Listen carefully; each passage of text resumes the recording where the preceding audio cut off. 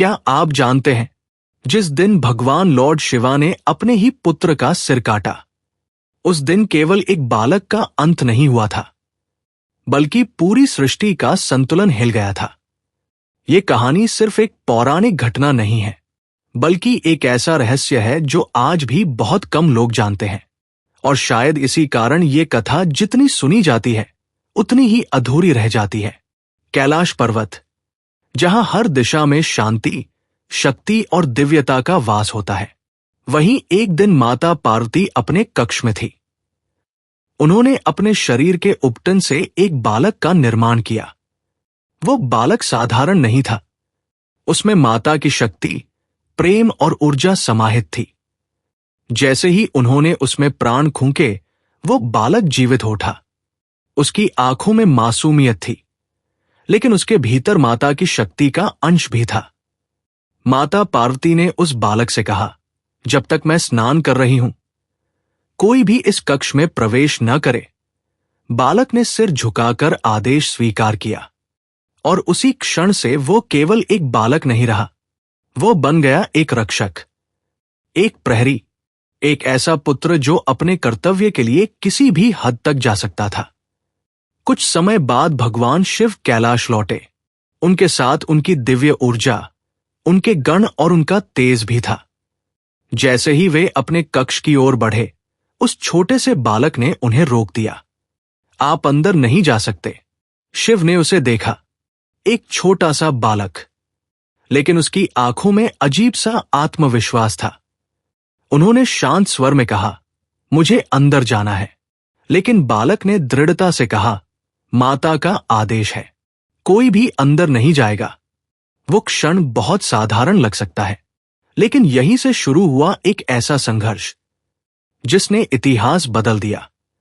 भगवान शिव ने कई बार समझाया, लेकिन बालक नहीं माना। वो अपने कर्तव्य पर अडिग रहा। धीरे धीरे स्थिति गंभीर होने लगी। शिव के गण भी आगे बढ़े, लेकिन उस बालक ने उन्हें भी रोक दिया।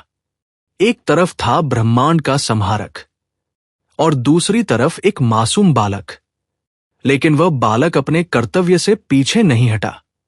अब वातावरण बदलने लगा। हवा तेज हो गई, आकाश में बादल घिरने लगे, और शिव के भीतर क्रोध जागने लगा। ये क्रोध अहंकार का नहीं था, बल्कि व्यवस्था का था, नियमों का था। लेकिन जब ये क्रोध अपने चरम पर पहुंचा, तब एक ऐसा क्षण आया जिसने सब कुछ बदल दिया। भगवान शिव ने अपने त्रिशूल को उठाया, और एक ही क्षण में उस बालक का सिर उसके शरीर से अलग कर दिया। और उसी क्षण समय जैसे रुक गया। पूरा कैलाश मौन हो गया। हवा थम गई, पक्षियों की आवाज बंद हो गई, जैसे पूरी सृष्टि इस घटना को देख रही हो। जब माता पार्वती बाहर आई और उन्होंने अपने पुत्र को इस अवस्था में देखा, तो उनका हृदय टूट गया। उनका दुख इतना गहरा था कि वह क्रोध में बदल गया, और वह क्रोध इतना भयंकर था कि पूरी सृष्टि कांप उठी। उन्होंने अपना उग्र रूप धारण किया। उनकी आंखों से अग्नि निकलने लगी, और उन्होंने कहा, अगर मेरे पुत्र को जीवन नहीं मिला, तो मैं पूरी सृष्टि का अंत कर दूंगी। देवता भयभीत हो गए, क्योंकि ये कोई साधारण क्रोध नहीं था, ये आदिशक्ति का क्रोध था। तब सभी देवता भगवान शिव के पास गए और उनसे इस स्थिति को शांत करने की विनती की।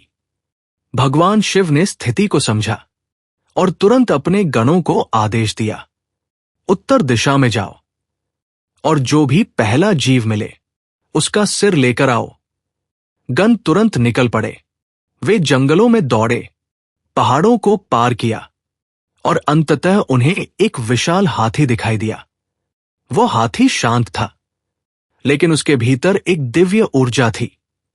गणों ने उसका सिर लिया और उसे लेकर वापस कैलाश पहुंचे। भगवान शिव ने उस सिर को बालक के शरीर पर स्थापित किया और अपनी दिव्य शक्ति से उसमें प्राण फूंके, और तभी वो बालक फिर से जीवित हो उठा। लेकिन अब वो पहले जैसा नहीं था। अब वो था गणेश, एक ऐसा रूप जो बुद्धि, शक्ति और विनम्रता का प्रतीक बन गया। लेकिन यहीं से शुरू होता है सबसे बड़ा रहस्य। उस बालक का असली सिर कहाँ गया? क्या वो केवल नष्ट हो गया था, या उसके पीछे कोई गहरा रहस्य छुपा है? कुछ प्राचीन मान्यताओं के अनुसार वो सिर केवल शरीर से अलग नहीं हुआ था, बल्कि वो ऊर्जा में परिवर्तित होकर ब्रह्मांड में विलीन हो गया। वो सिर माता पार्वती की शक्ति से बना था, और जब वो अलग हुआ तो उसकी चेतना पूरे ब्रह्मांड में फैल गई। कुछ कथाएं ये भी कहती हैं कि वह सिर आज भी किसी अदृश्य लोक में विद्यमान है, जहां वो ज्ञान और चेतना का प्रतीक बन चुका है। और यही कारण है कि गणेश केवल एक देवता नहीं है, वो बुद्धि के स्रोत है, वो शुरुआत के देवता है। और शायद यही कारण है कि हर शुभ कार्य से पहले उनका नाम लिया जाता है, क्योंकि ये कहानी हमें एक बहुत बड़ा सत्य सिखाती है कि कर्तव्य, अहंकार और प्रेम जब टकराते हैं तो परिणाम बहुत गहरा होता है, लेकिन अगर उसमें ज्ञान और करुणा जुड़ जाए तो वही घटना एक नई शुरुआत बन जाती है। तो अगली बार जब आप श्री गणेश का नाम लें तो ये जरूर याद रखें कि इसके पीछे केवल एक पूजा नहीं, बल्कि एक गहरा रहस्य छुपा है।